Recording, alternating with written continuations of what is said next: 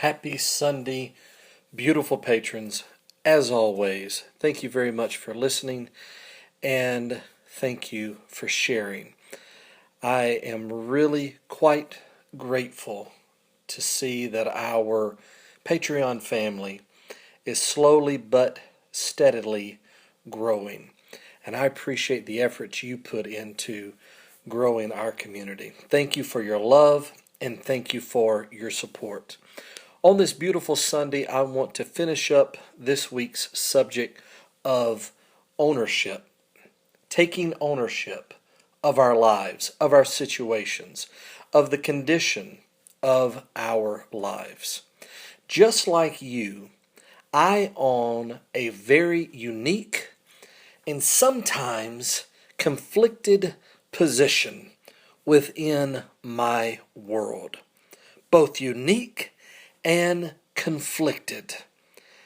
And the reason that I say that it is both unique and conflicted, just as yours will be seen to be as well, is because by my very nature, I bridge the gap between different worldviews, between different worlds, if you will. By my very nature, I bridge a gap, bridge the many gaps between my world and the worlds that rest within the hearts and minds of people with different natures and different world views.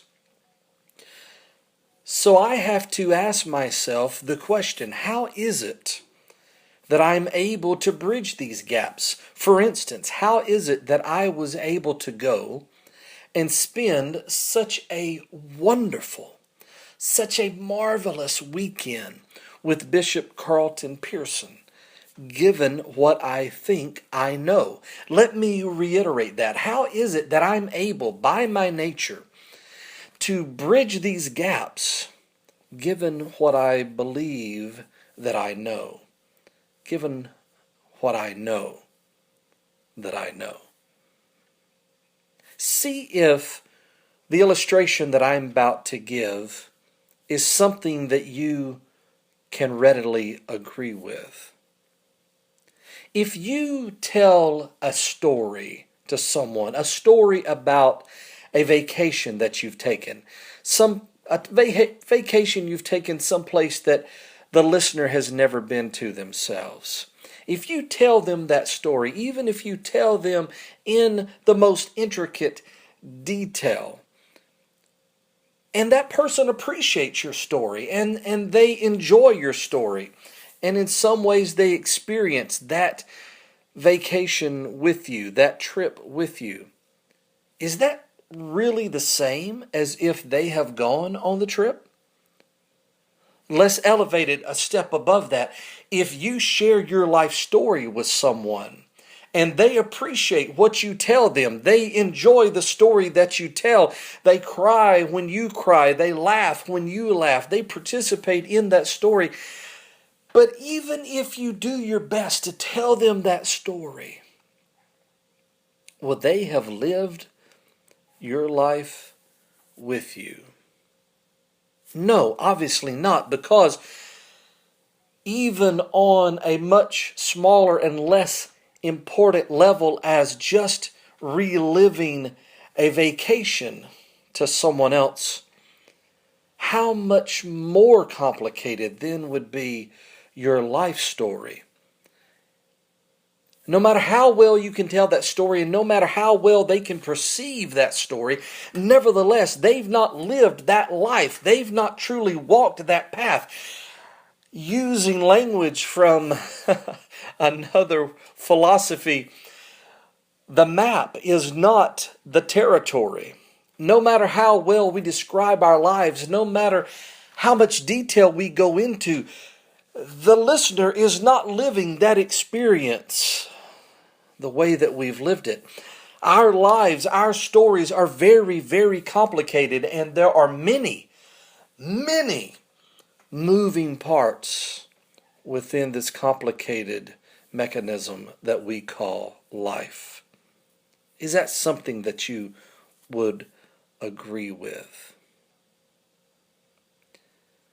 That's the reason why that I feel like any worldview, no matter whose worldview it is, even if it's our worldview, even if it's a worldview that is promoted from the secular movement, any worldview whatsoever that does not take into account the very stupefying complexity of life, that does not take into account all of the many moving parts within the mechanism of life, any worldview that does not take that into account just feels too much like the religious worldview, the religious imprisonment that I lived in, the religious captivity, the way that religion tries to simplify and boil down to the lowest common denominator the essence of life, and does not take into account all of the moving parts, and does not take into account the complexity that is the human experience.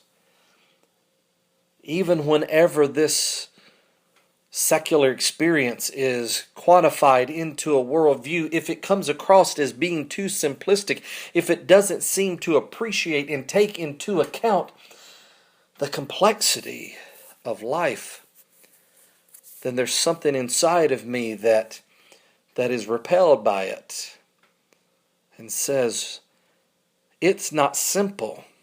I'm not simple. My life is not simple. So in order to answer the question, how is it that by my very nature I would so easily find myself as a bridge builder? I would have to answer that question with a second question, which would be, how could I not be a bridge builder? After struggling, stay with me for just a minute, dear brothers and sisters, but think about the energy that you have put into understanding your own life. Think about the energy that you have put into understanding the complexity that is you and is the human experience. Think about the fact that you've read what was once considered to be sacred text more completely, more studiously, more devoutly, if you will, than your peers. Think about the energy that you've put into getting down to the bottom of extremely complex issues. All of this speaks towards an understanding that says none of this is simple. These experiences are not simple. The rationales that flows out of the heart of the believer is not simple. The motivation that causes the rationale in the first place is a byproduct of the complexity and oftentimes the suffering that is the human condition. But you were different, dear brother and sister. You were different. You fought your way through that. You embraced the complexity. You embraced the staggering amount of layers upon layers of details, of rationales, of explanations and excuses, of apologetics and apologies, of reasonings and unreasonableness. You are different. You are special. You dug your way down to bedrock. You dug your way down to the bottom of the experience. And every layer adds to the complexity of your life story. Every understanding, even though what you thought was true in any moment of time, you later discovered was only half true or partially true or a shadow of the truth, that now interweaves itself into what is your rich and beautiful story. You dug down so that now that you can be above it. How can I not be above whatever box may be created, whatever label might be touted? And yet here I go again, adding yet one more label. A skepticostal, trying to create something within our language, trying to display something within our language using the limitations of our vocabularies to say that there is a way to bridge the gap. There is a way to be above it. The bridge is above the chaos that flows beneath it.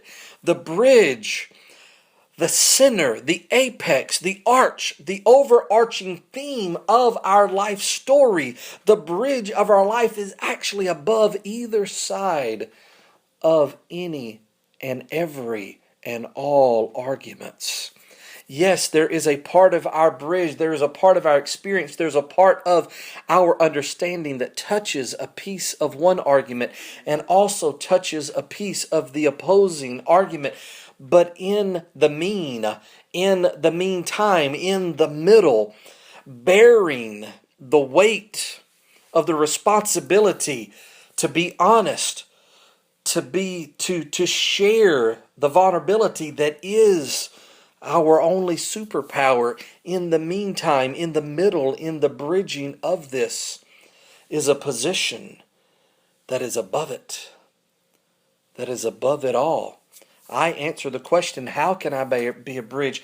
By simply asking the question, how can I not be a bridge?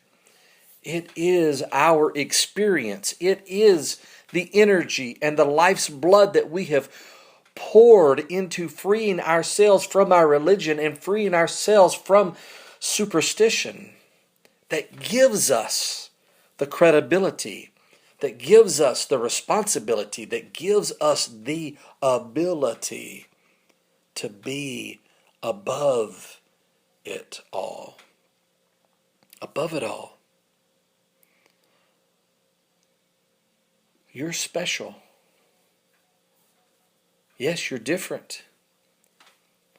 And you're special. Your story, no more than you can expect someone to live your story by telling them your story. No more so do I expect people to understand how I've graduated, what brought me to my graduation from religion, simply by me telling them. Unfortunately, their life also has to carry them down a path that takes them piece by piece, layer by layer, step by step, brick by brick, creates within their own minds a bridge that places them above it all.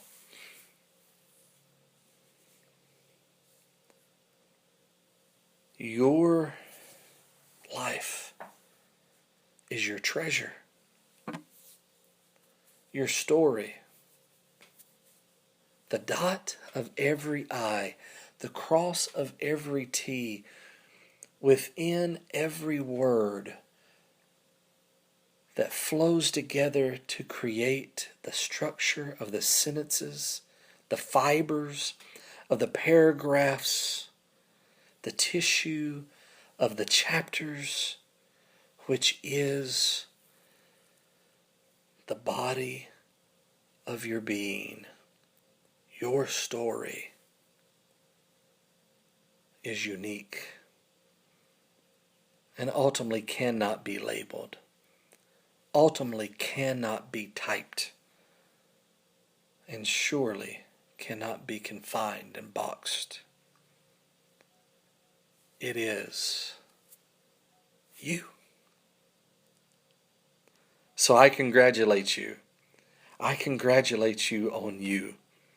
Right now you may be answering back to me and you may be saying, but Jerry, there's still a brokenness. There's still a congestion. There is still confusion. There is still this hodgepodge of ideas and feelings and emotions, and my relationships are still unrelatable to one another, and you sound like you have a bridge in your life, but I have more of a game plank out over an abyss. I know.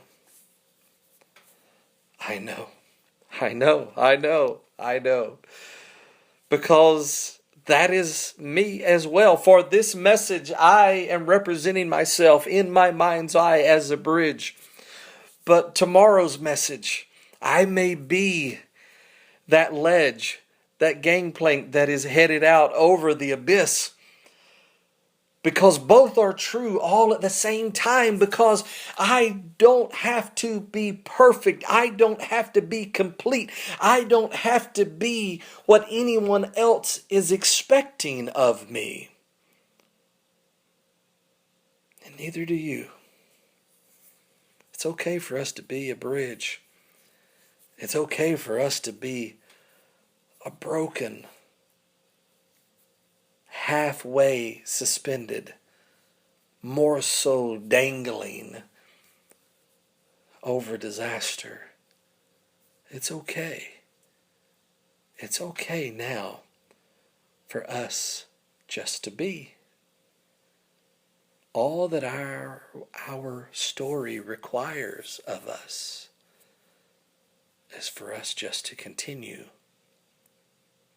to be brave.